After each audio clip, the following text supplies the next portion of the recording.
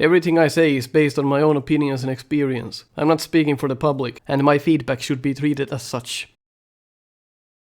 You are watching Nico Evaluates. With 24 years of experience on Mega Man games, 7 years of doing the No Miss Buster Only challenge, and countless Snupster Races, as well as being the QA tester for Mega Man Unlimited, I'm here to tell you my honest opinion on different Mega Man games. So sit tight and learn. Hello people and welcome back to Nico Evaluates Mega Man Rock Force. Where were we? Oh yes. Not here. So not sure why Thermo Man looks like Heat Man in this portrait, but as you go into his stage, and as he lands here, he doesn't look like Heat Man at all. Barely looks like Robot Master to me. Oh well, anyway, I actually like the colors in this stage. It's a bit weird as we get to it, but one thing about the lava here, I think it has a greenish tone to it, and it kind of makes my head hurt. So the effect is pretty cool in theory, but it does give me a headache if I look at it too much. So be careful when you're designing such effects. Try to think about all of the players that could be playing your game with difficulties looking at stuff like this. The biggest mechanic in this stage are these statues on the wall, which I think they're hidden a bit in purpose to the walls. But again, I would have hoped that it had some kind of tail. So every time it shoots, the mouth would open, and every time it's idling, it's closed. You know my take on things like this. I like animations and I like good tails. That helps the player a lot. So one thing I don't understand, how can you shoot fireballs to alter their paths? But I'm not gonna mess around with that idea too much, because I'm just gonna break my head. One thing I wanted to show you, the problem with Pulse Stopper, is that it doesn't lock you. Oh, that's pretty cool. You can charge it. I mean, not charge, but you can hold it like still. That's pretty cool. But you can't like... it doesn't lock your position, so if you're trying to shoot something like down there, it's pretty difficult. Unless you have to jump in order to shoot diagonally right and left. It doesn't work when you're just running. So, if possible, make Mega Man lock itself in place when you're shooting diagonally with this weapon. There we go, so it worked once. It's a bit hard to do, so the lock would definitely help. So let's see what we have to do here. It's kind of weird how the fire works. It's a bit twitchy. It doesn't make a lot of sense to me how that fire jumps. It's a bit strange. I don't know what it is. It's not how it should be, I think. There's something weird about that fire. But I actually want to show you a thing I found about these stems. You can actually shoot through them as well. So yeah, your Buster does go through it, so it kind of makes sense. But I don't know. Maybe it's just a too thin of a hitbox. So a fire here. You have to figure out how to get that energy. How would you get that without hurting yourself like this? Alright, that's pretty cool. So that's a pretty good design. I just don't like how the fires arc when they jump. It's a bit off. I like the little poison traps from Mega Man 2's last stage. They're a fun addition. Just have to be careful. My problem with them is that you see the little 1 pixel line that tells you that there's a poison trap. The first time you come on the screen, it's not there. So I would prefer if the poison trap was there at all times, so you could easily tell it's there. It's a bit hard to explain, but I'll try to showcase it on the mini screen. This, I don't know what's going on here. I'll just ignore it. It's not my style of design necessarily, but it's kinda weird how that works. Shit! This weapon is really hard to control, I'll tell you that much. almost got poisoned. But thanks to this game's good weapons, they really help on these stages. So the weapons are extremely fun to use. And what some games would do here is that they would completely sink the tongue into the wall so that you would drop down. But this game is actually pretty good in the sense that it doesn't punish the player needlessly for not knowing what to do exactly. So, and I wanted to showcase that actually that was in purpose, if you were wondering. That looked like an accident, but I've done that before, and I wanted to showcase how easy it is to forget about that. That's kind of like the fireman effect. You know the part in Fireman stage where there's the pit that looks like a pit, but it's not a pit? And after you jump down, after that screen, there's a similar room there than in what you saw here. There's a risk of dropping down. The risk is there because you wouldn't know about the pit before you actually access the room, so you have to know about it in order to avoid it. And that is why I wanted to showcase that. And again, the mini-boss takes like 50 hits with the Buster. I'm exaggerating a bit, but with the Circuit Breaker, you guessed it, it dies in one hit. So again, the explosion weapons are so overpowered in this game, it's ridiculous. Oh, look at where the items went. That's a bit strange, never seen that before. But the items actually drop down from the tongues, so that's good. Alright, so here, you have the instinct to hug the right wall, because this room you were going left. You assume that the next room you're going right. That's why you hug the right wall here, and that will kill you. It's just a needless punishment. And this boss, I think it's a pretty good design. That reminds me of the Mario 3 enemy. Remember those bombs with tails? That's a fun design as well, but look at this. Dead. Like, I don't understand how these two weapons are so powerful. They really need a nerf.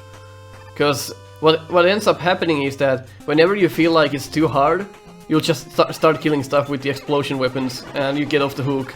I think that's a bit too lenient.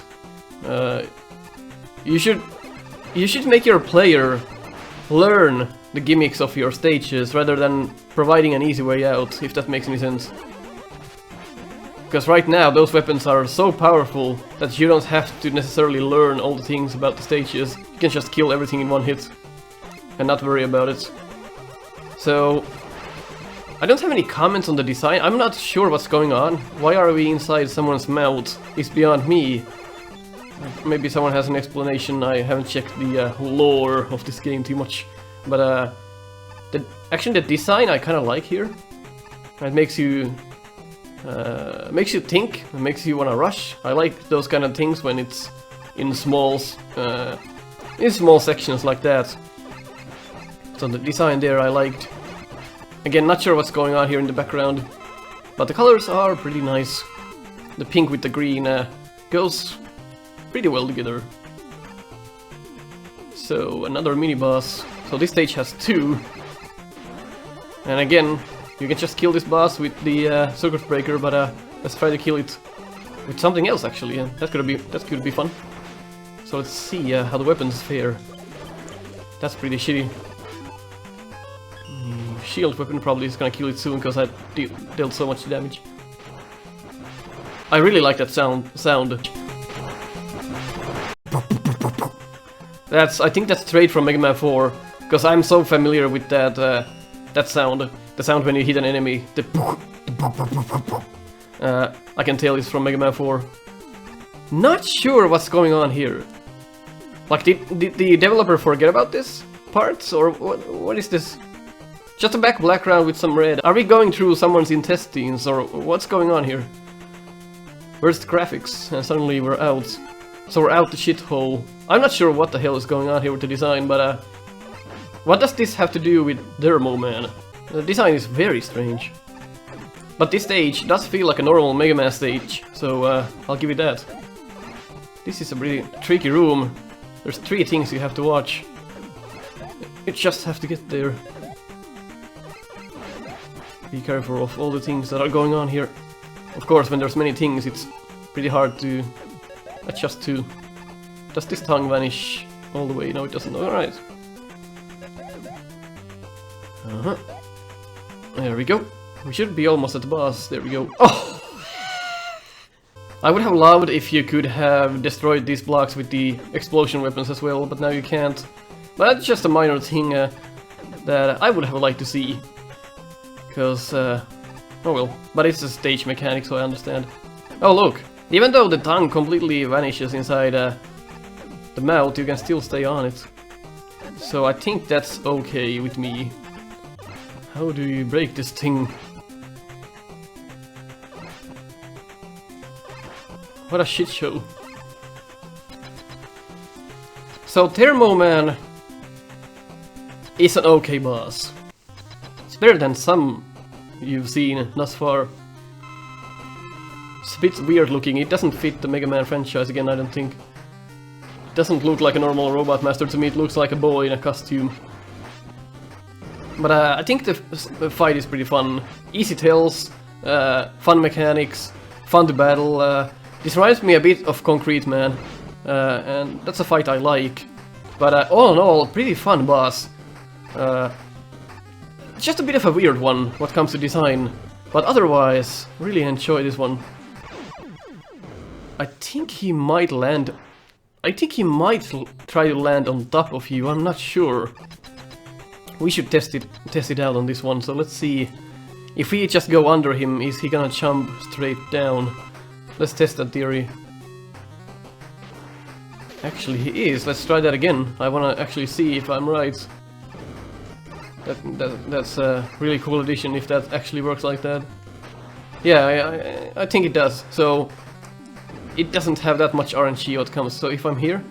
Yeah, okay, so he tries to home on you every time he jumps out of the lava. So, never mind, no RNG on the jump. It's completely relevant to where you are on the screen. So that's good. So I actually really like this boss. In fact, this could be one of my favorites thus far. Good hills and very easy to no-miss actually. If you wanted to no-miss perfect anything from this game, this could be a very good candidate for that. Very good boss in that regard. Patterns easy to avoid if you know what you're doing. And I think I've gotten hit once here, and I'm almost no-miss like here. This is like my 4th time battling this Robot Master. There I missed, but almost perfect run here. And when I say that, I'm gonna do all kinds of stupid shit, but I rest my case. Really like the boss. Can't say that enough. Really enjoyable. Thanks for that, boss. It's one of the better ones in the game. That's what you should be doing when you're designing Robot Masters. That was fair and fun at the same time. Pretty good, pretty good. Trill Man. And no, I didn't say Trill Man. Is something different. I'm gonna let you take a look at it first.